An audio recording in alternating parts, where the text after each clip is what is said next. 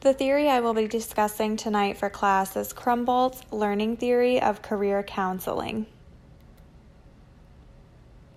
This theory was first proposed in 1975 by John Krumboltz, Anita Mitchell, and Brian Gillette. Originally, it was based off of Bandura's social learning theory, and what Krumboltz did was he divided the theory into two main categories. He wanted to focus on the social learning theory of career decision-making and the learning theory of career counseling. So when we look at the social learning theory, there are 4 factors that could potentially influence an individual's career decision. The first factor are genetic endowments, and these are any inherited qualities that may set limits on an individual's opportunities. So for example, the sex, race, physical appearance of an individual. The second factor are environmental conditions and events. So these are any factors that are beyond an individual's control. So for example, natural disasters, any government policies to regulate careers, and a lack of any natural resources. The third factor is instrumental and associative learning experiences. So the instrumental learning experiences are how an individual learns through reactions to consequences, and that can be done 2 ways: by direct observable results of actions and by the reactions of others.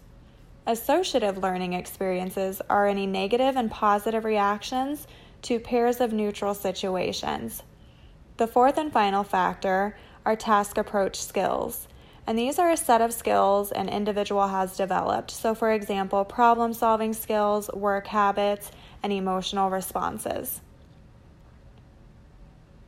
There are also potentially some primary influences of career choices, and these are any self-generalizations, so self-assessments of performance that an individual could partake in, the worldview generalization, so the developed skills that are used to cope with the environment around them, and action, so any career entry behavior, so for example, applying for a job and selecting education or training for a specific job. So when we deal with this theory, we could potentially be dealing with an individual who might not know which course of action to take. Maybe they don't know which direction to go for a career. So we would classify that as a little bit of indecisiveness. So we might want to take it upon ourselves to explain the happenstance learning theory. And this is human behavior that is the product of learning experiences made available by planned and unplanned events. So there are 4 suggestions of the happenstance learning theory that we might use as career guidance tools. So we want to help a client learn to achieve a satisfying career and personal life. We want them to understand that it's normal to be a little indecisive and that it's not necessarily important at this moment to make one specific career choice. We also want to pay attention to assessments and how those are used to stimulate learning. So we're not wanting to specifically use those to match personal characteristics with career characteristics. Right now, we're just wanting to stimulate a thought process on career decisions.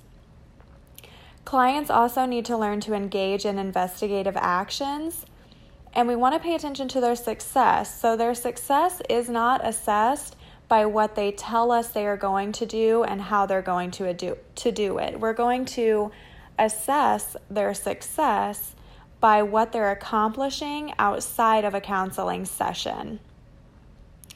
And by becoming aware of an unplanned event, an individual can become aware of potential opportunities. So what this means is whenever we help an individual become aware of a potential event in their life that could occur, we are also going to help them become aware of any positive or negative possibilities from that event. And there are a couple of critical client skills during the happenstance learning theory. So we want to build curiosity. We want them to explore learning opportunities. We also want to build some persistence. So this is their way of dealing with obstacles. We want to help with a little bit of flexibility. We want them to learn to address a variety of circumstances and events. And optimism. We definitely want them to be positive when pursuing any new opportunities. So how do we, as counselors, apply Krumboltz learning theory? So there are a couple things that we should address. So individuals might fail to recognize that a problem even exists. So they might have this concept in their mind that problems are a normal part of life and that they cannot be altered. They might also fail to put forth effort to make decisions or solve problems. They might potentially disregard a potential alternative for inappropriate reasons. So this could be overgeneralizations from false assumptions that they have. Individuals may choose poor choices for inappropriate reasons. So maybe they have false beliefs and unrealistic expectations. And we also need to understand that individuals may suffer some anxiety over perceived inability to achieve goals. So here we need to focus on unrealistic goals that they might have and help or assist them in changing those to realistic expectations for themselves. So Krumboldt's learning theory of career counseling has yet to be fully tested. However, when we look at Bandura's social learning theory, there is some validity there. They focused on the development of education and occupational preferences, the development of task approach skills and factors that cause people to take specific actions. And there's also validity from a large database on general social learning theory behaviors. Now, Richard Scharf, who is an author of several counseling and career development books, basically suggested that Krumboldt's theory is a great example of relationship between social learning behaviors and the human learning process. However, Charles Galesso and Bruce Fretz complain that this theory has not been adequately researched, specifically when it came to culturally diverse groups. Now, this was not the first time that I had seen this. I've actually read a couple of articles where they complain about this as well. One specifically complained that cultures might vary as to which occupations they glamorize or value, and they might also vary as to the values that they place on income and spirituality that they might attend. Now, what are my personal thoughts about this theory? So, to be honest, I find it very difficult to argue with it. So I would say that I strongly support this theory. And whenever it came to how relevant it was to my personal life, I thought about a career that I was pursuing, and that was actually a nursing career. I was right out of high school and working at a nursing home as a certified nursing assistant or a CNA. And I thought about how the 4 factors could have potentially influenced my career choice. So when I looked at genetic endowments, I didn't find any issues there. My personal self-care was great at that point, and when you look at nursing, that's a very female-oriented career, and I didn't have any issues there. And whenever I looked at the environmental conditions, I couldn't think of anything that influenced that in that category either. My task approach skills, I strongly believe, are a learned behavior. So as I matured and grew, I believe that my task approach skills did as well. So an example of that is my emotional responses and my work habits. Those are things that I learned as I matured, and they matured with me.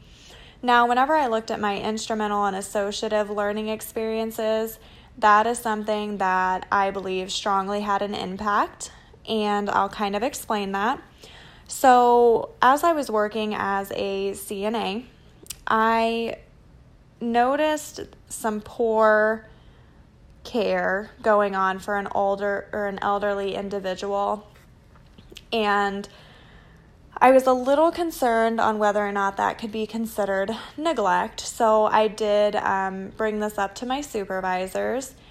And unfortunately, this got looked at as if I was trying to stir issues in our facility with specific individuals. So instead of them worrying about possible neglect, they were worried about confrontation or conflict between coworkers.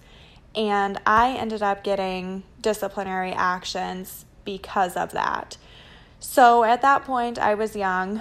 I ended up quitting because of that. And I kind of had this negative outlook on nursing homes and how every facility that I would try to apply at could potentially have these same negative issues. So I could be looking at abuse, neglect. I could be looking at conflict if I were to address it. And that was just not something I wanted to deal with every day. So when you look at the instrumental and associative learning experiences, that definitely played a role there because I allowed a negative consequence that I faced to completely alter my opinion on a nursing career. And I also allowed other individuals' actions to change my career choice as well. So that is how I believe that is relevant to my life at some point. And then these are my resources. So I hope you enjoyed the PowerPoint, and thank you for your time.